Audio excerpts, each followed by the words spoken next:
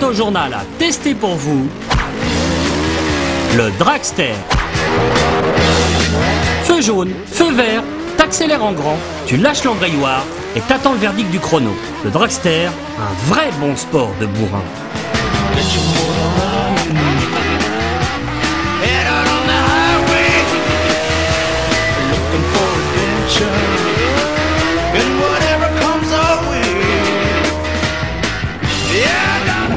Ça va, pour accélérer à fond comme ça avec une meule, ça va aller. Avouons-le, sur le championnat de France de Dragster, nous sommes venus avec quelques a priori et clichés.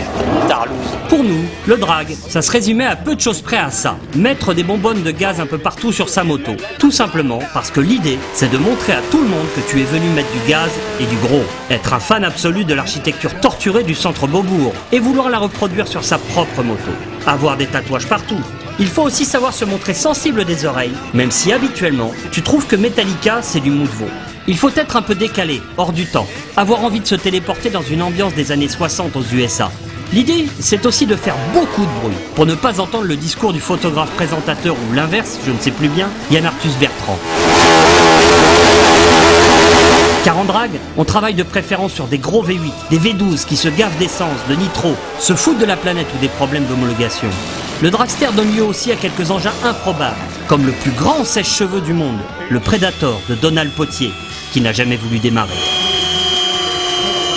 Encore une saloperie de discipline où il faut être bien poteau avec la mécanique. Attention, en drague, on ne donne pas un vulgaire coup de pied dans la roue avant pour faire semblant de s'y connaître. Non, ce qu'il faut en drague, c'est s'agenouiller encore et encore et encore devant sa monture ou devant sa caisse à outils. Mettre des roulettes derrière, comme quand t'étais petit et que t'avais peur de tomber. Et surtout en drague, il faut venir avec une très grosse quéquette. Nous, côté quéquette, on est venu avec une grosse VMAX, bien poilue de partout. Et encore, ta quéquette toute nouvelle et toute belle de 200 chevaux, tout le monde ne la calcule pas nécessairement. J'ai un TZR, c'est tout ce que j'ai, moi. Ah, c'est pas pareil. Je te disais que le plus fin, c'était de coller les autocollants. Je mens pas. En gros bourrin que nous sommes, avec notre grosse VMAX, nous les avons tout simplement écœurés, tordus et humiliés. Tout a commencé face à une Kawasaki Z1000.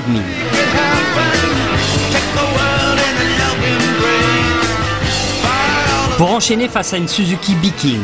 Circuler, y a rien à voir. Une lueur d'espoir pour cette Kawasaki X10R, peut-être? Allez, on va le torcher. Je vais essayer. Ah mais je suis à fond dedans là, mais lui c'est à 1800. Ah c'est du gros là. C'est pas du jeu. On va me laisser niquer par une Kawasaki X10R. Pas le train. J'ai dit c'est un démon, il payera le café. Coup de pied dans le cul, ouais.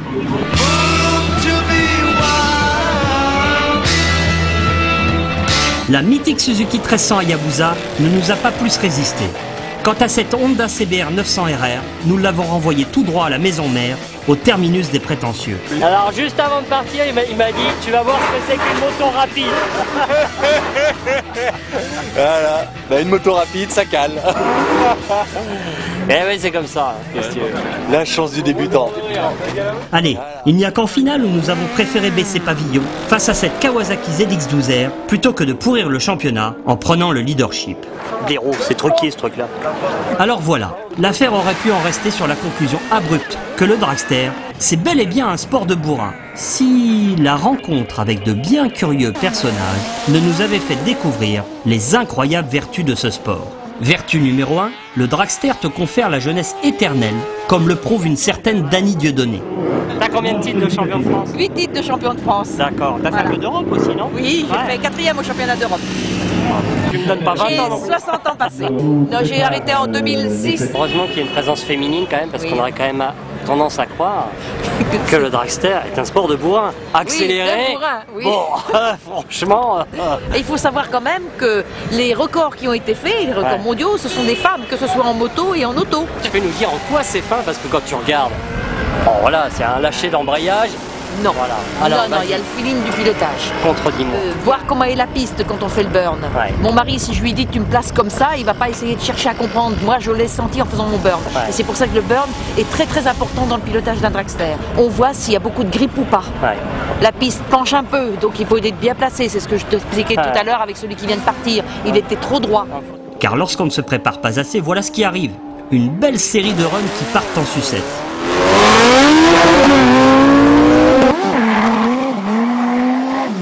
Et lorsqu'on est obéi par son dragster, voilà ce que ça donne. Un run bestial, démentiel, parfait, sublime, divin, à en faire fumer ses propres bottes. L'inclinaison, la poignée, c'est pas le tout d'ouvrir en grand. Si on ouvre en grand et que l'on patine pendant 800 mètres, ça sert à rien.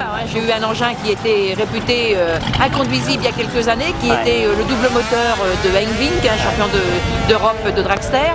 Moi, cet engin, j'ai jamais essayé de le piloter par la force. Je lui parlais avant de partir.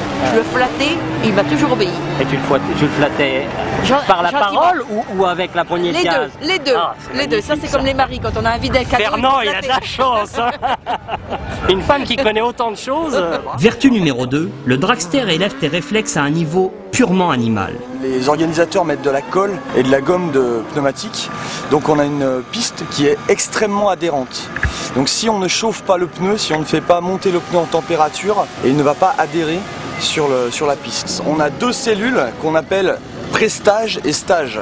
On va positionner la roue avant en pré-stage pour être prêt au départ, mais pas tout à fait le départ. C'est-à-dire qu'on a 20 cm encore pour avancer et pour se mettre sur vraiment la bonne position pour partir. Une fois que la position stage est allumée des deux côtés pour les deux concurrents, les ampoules orange descendent. Et là, c'est le vrai départ. Et là, c'est le vrai départ. Tout au réflexe. Non, c'est pas du réflexe. C'est de l'expérience et des automatismes. Il y a des gens qui sont des machines, comme par exemple Eric Demangel.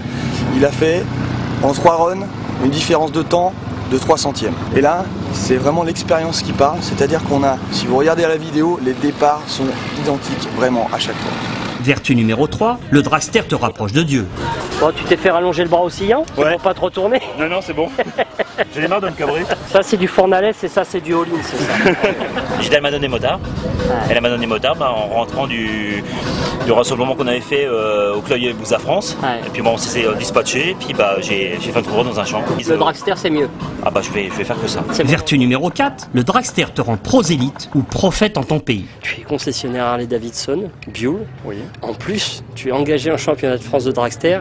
Comment fait-on dans la vie pour en arriver à autant de fautes de goût? Faut être passionné de moto, je pense, à la base. Faut avoir une équipe qui suit, parce que c'est pas tout seul non plus qu'on y arrive. L'idée, c'était aussi de vouloir montrer aux gens qu'une Harley, ça peut rouler, ça peut avancer, ça peut être confronté à des gros 4 cylindres japonais. Voilà. Mais bon, une fois dans la compétition, il y a aussi une limite à la fraternité, hein.